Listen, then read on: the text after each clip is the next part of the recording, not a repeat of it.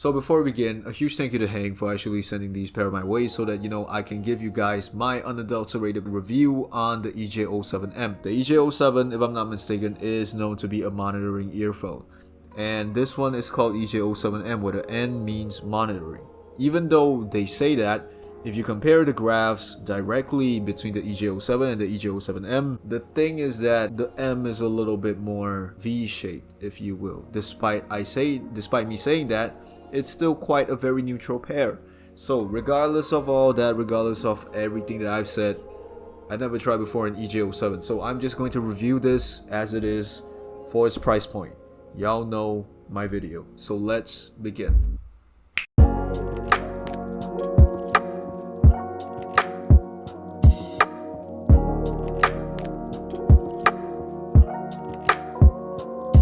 As with my videos, y'all know my shtick. Y'all don't want to watch the unboxings, don't want to see me talk about the build quality, the fit, just skip to that timestamp that I've put in the video. I forgot which corner, y'all can see it yourselves. But if you do want to watch the unboxing and accessories and me talking about the build and the fit, just continue watching as it is. Basically, the packaging all just comes in this front-facing sleeve.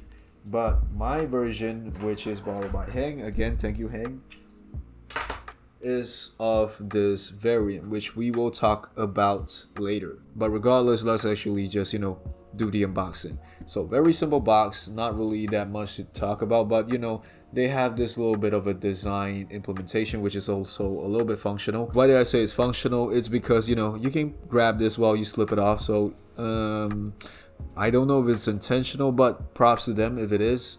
And also you get this soft case box with the very simple Sure, and opening this up, did I just Linus Tech tip? But anyways, opening this up, you will be having a soft paper that covers everything. You have your paperwork, all of those things, and you get an album, which we will slightly review if we're free, because if I'm not mistaken, I think most of this content is more related to the sound part. And inside here you will be greeted with the IEMs, but I took it out and there is a very small statement: value of Shure, impulse the emotion. Which if I show you guys this right now, I'm not really sure if it's gonna be mirrored or anything like that, but the thing that I just want to say is that please remember that this IEM was during the time when Le Shure is still named Shure, so it has some history.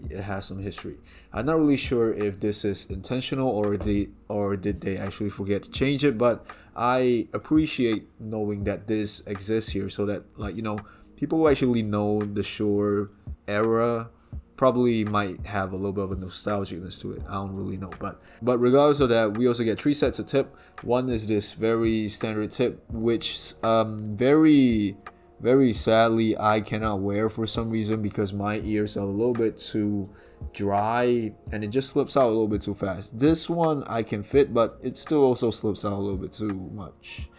But I can assure you that this is just my personal problem and my friend fits it well. And they also give you a third foam tip, which I will definitely not wear because of hygienic purposes. And other than that, in terms of accessories, you get their standard. I think recently they probably just made it more standard, but you got this very standard puck type of case. But listen to this.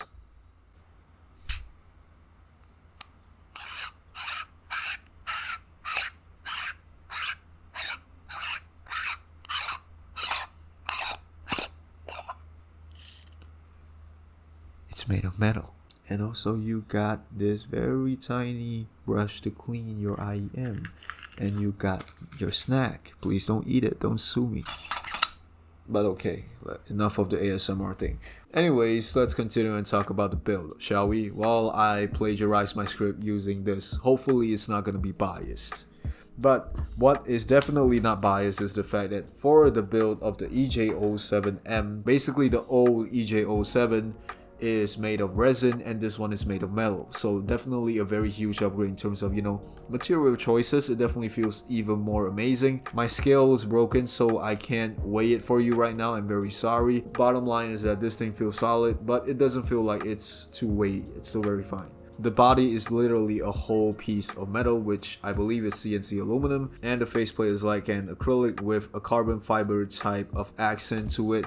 So very simple, very subtle, very amazing. And other than that, how does this thing fit? Now I feel like, again, this is one of those things that's more personal to me, so take this with a very big grain of salt. How does this fit? It doesn't really fit great on me, but I would say because of the cables, it really saves it a lot. I forgot to talk about the cables. I have no idea if this is acrylic, if this is plastic, but I just want to say the cables, honestly, I have never seen something that looks so simple but looks so clean, especially the connectors. As you can see right here, the ends with the 2-pin termination are clear, so definitely it looks very aesthetically amazing. I don't really have anything else to say other than this thing looks good. But also one small comment: why does it look slightly same with something along the lines of the Moondrop variation stock cable? Maybe they're taking the same supplier, I'm not really sure, but just something that reminds me of the Moondrop variations. That's about it. But again, like I said, this cable actually saves the fit, because there is one very small flaw on this, but this is very subjective, and I'm pretty sure it's only me. My friend fits it well. He said he doesn't have this type of problem, but I feel very confused when I'm talking about this, because basically, again, my ears are very dry. If it's too smooth and I put it in my ear, it kind of slips off occasionally. So the only two things that are actually holding this pair of IEMs into my ear is the SpinFit 145s and definitely the functional ear hook. I'm not gonna kid, I'm not gonna sugarcoat things when I say there are certain IEMs with very shitty ear hooks. Like, I kid you not. This thing for some reason actually fits well. The height where, the angle where this thing protrudes, where it hooks around you, does not go over something along the lines of, like, the very infamous one from the Z1R. This thing just fits perfectly. But with all that out of the way, let's actually talk about the sound. Now, with all that being said, let's actually talk about the sound. This is the source that I use, and this is the graph. Without actually referring it back to the EJ07 or anything else, the EJ07M is a very neutral IEM with slightly sub-bass boost and also having a more airiness profile to it throughout the spectrum. Now, this is the weird thing that I want to say before I actually start talking about everything else. The EJ07M is said to be a monitoring IEM, and definitely it is a little bit more balanced per se, or V-shape. Actually, it's more balanced, but anyways, it's basically more balanced per se, comparing it back to the EJ07M, where I'm just gonna put the graph right here where you can see the EJ07M definitely has some slight elevation in the mid bass, and also a little bit over everything on the upper mids to the treble, something like that. Despite that, I still feel like, me personally, it still sounds very neutral. I still believe that it's because of the fact that that sub bass has that slight elevation. The mid bass definitely still elevates a little bit, but we're not going to talk about that. I think it's still not really that noticeable, but my point is being that these very slight elevations definitely helped the EJ07M to sound a whole lot better and still retaining its monitoring properties. And now let's actually review this booklet, where I honestly have never gone through it before. So, we're going on an experience together, I guess. Maybe if I'm... Oh, so the EJ07M actually starts from 2019. Like, I shit you not, I honestly never read about history that much. I just take something I like, I see it's interesting, I just listen to it, and either I go, wow, this is amazing, or I go, wow, this is trash, man. But so far, from my personal listening of the EJ07M, I really like it, because y'all know that I'm very biased towards balanced profiles, and even more so to, like, monitoring profiles, because I do mixing. The overall sound profile, as stated by here, it sounds like it's kind of like I'm testing myself to see if what I say here is, like, aligning with this place right here. But this place definitely says that it is a textbook definition of naturalness, effortlessness, smoothness with a spoonful of je ne sais quoi. What's je ne sais quoi? Omelette du fromage. Je ne sais quoi means a quality that cannot be described or named easily. No. It can definitely be described very easily. This is a neutral type IEM with a very slight sub-bass boost and airiness to it. That's all I can use to describe this IEM as simple as possible, which now we will actually start talking about the bass. From my personal experience, the bass is definitely on the very leaner side, but the amount of sub bass, that very slight subtleness of the sub bass, although very little, it provides just enough presence so that, you know, that whole part of the spectrum doesn't really sound that dead inside. It doesn't really sound that boring. It at least has a little bit of a dynamicness to it. Kick drums are definitely as airy as possible. It has that thumpiness, but everything just, you know, dissipates perfectly into air. Something like, you know, if you do this puffing motion, it's basically something like the kick just diffuses everywhere. It makes it sound very airy, makes it sound very whole, very open, something along the lines of that. Bass note definitions, bass licks, all those definitely, again, are on the leaner side, and it also sounds slightly bright.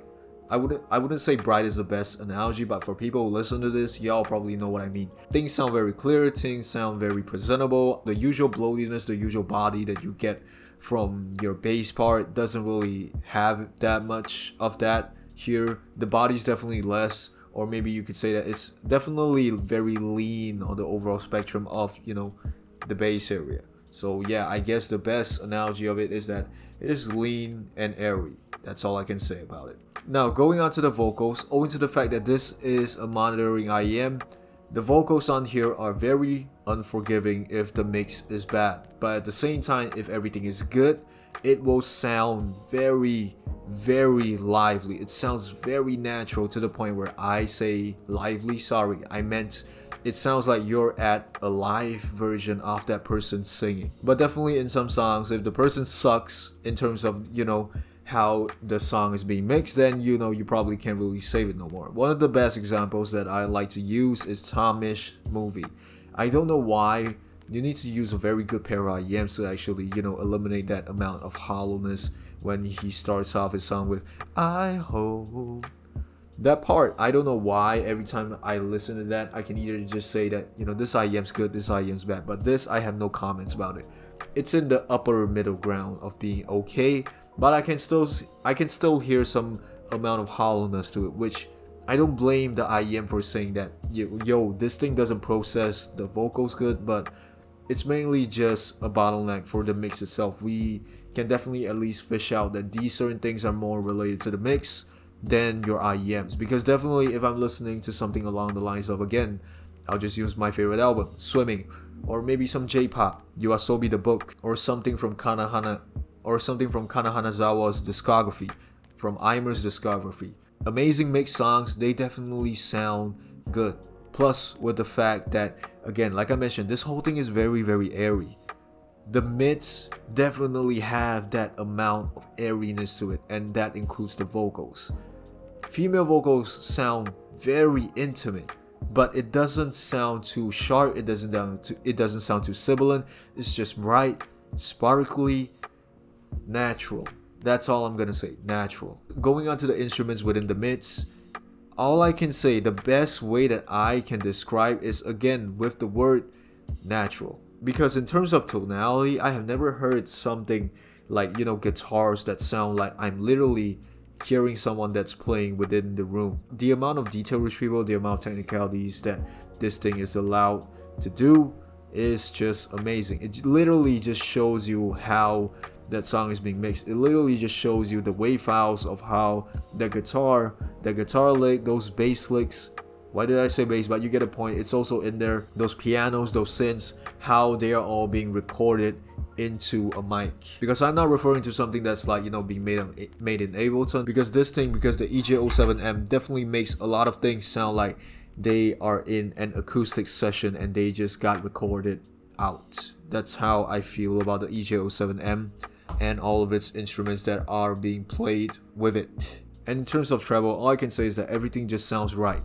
Or I think the best way for me to describe this is that everything sounds correct. Despite the fact that I said that a lot of things are very airy, despite the fact that I said that this IEM is amazing, The mids are definitely amazing, but I feel like the treble part sounds correct in terms of it trying to be a monitoring IEM. Like, if you want to monitor some songs when you're mixing, this is the type of tonality that you want. You want hi-hats that go just about right with just the right amount of treble extension, despite the fact that this being slightly more than I would want if I'm mixing, but you get the idea. Snares and ride definitely sound very full, definitely sound very high resolution as well, so that, you know, everything you can mix just right in here. Micro details on this part is also quite enough to, you know, convey how much is it giving to the mix. I'm not saying that this is very presentable, but it just shows you how much it should be presented. Because again, like I said, this is a monitoring IEM. So the bass is definitely on the leaner side. I expected that. The mids, again, are a little bit off guard. I never expected the vocals to be so amazing. But the treble, I guess, again, I'll use the word, it's correctly tuned. I'll use the phrase, it's correctly tuned. Sorry, not word.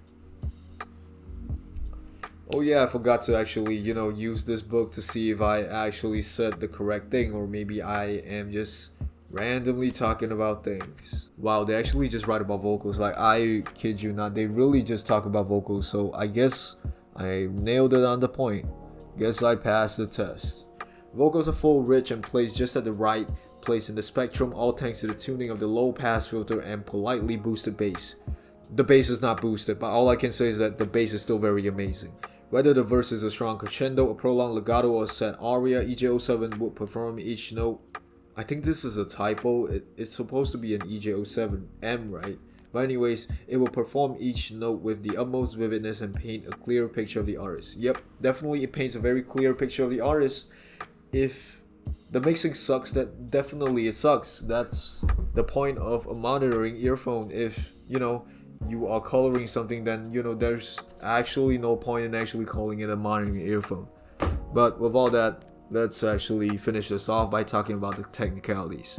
Now, in terms of technicalities, I don't really have that much to talk about, honestly, because we definitely expected that, you know, a monitoring IEM should have this amount of dynamics, which, you know, it has very good dynamics, very good detail retrieval, I would say. In fact, quite intimate forms of detail retrieval, but it is very, very objective rather than subjective. It doesn't really elevate certain types of details, but it just shows you that it's there. And sadly, for certain details that are a little bit overwhelming, it just shows you that, yo, you got a little bit too much right here. Imaging and separation, definitely, again, from the pair, you will definitely expect very good things from it, because definitely you need to have very good panning when you are mixing your songs. But among all the things that I've said, the one thing that's a little bit disappointing is definitely the soundstage. The soundstage is honestly a little bit subpar. I definitely expected more from something that is from, I definitely expected something more that is literally from a $650 US IEM, but you know, it is what it is. It doesn't really have that much width, but it has enough radio coverage so that, you know, when you're actually using it for monitoring purposes, it'll get you good. But regardless of all that, what are my final thoughts? This is a very good pair of IEM for people who actually prefers neutral tuning. True to the word, it is neutral, but it has some slight enhancements throughout the frequency so that, you know, at least it's not that boring to listen to hours on end. Me personally, I like to listen to, like, you know, how everything is being mixed, so at least for me it is very enjoyable. And if you are slightly interested in something along the lines of, like, you know, a balanced tuning, and maybe you just want to, like, you know, say F it, I just want to try something that's a little bit special, the EJ07 is to go. I've been filming for 40 minutes again, and please, if this thing comes out, thank you for not dying on me, SD card. I'll see you guys in the next video, and I need to sleep right now. I'm definitely tired as hell.